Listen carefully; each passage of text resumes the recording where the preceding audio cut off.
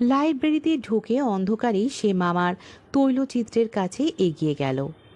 অস্ফুট স্বরে, আমায় ক্ষমা করো মামা বলে যে সে তৈলচিত্রের পায়ের কাছে আন্দাজে স্পর্শ করেছে। বর্ণনার এইখানে পৌঁছে নগেন শিউরে চুপ করে গেল। তার মুখ আরও বেশি ফ্যাকাশে হয়ে গেছে, দু চোখ বিস্ফারিত।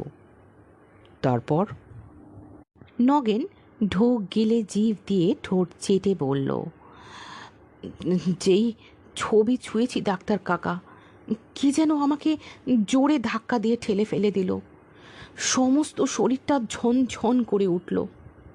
তারপর আর কিছু মনে নেই। জ্ঞান হতে দেখি সকাল হয়ে গেছে। আমি মামার ছবির নিচে মেঝেতে পড়ে আছি। পরাশর ডাক্তার গম্ভীর মুখে জিজ্ঞাসা করলেন,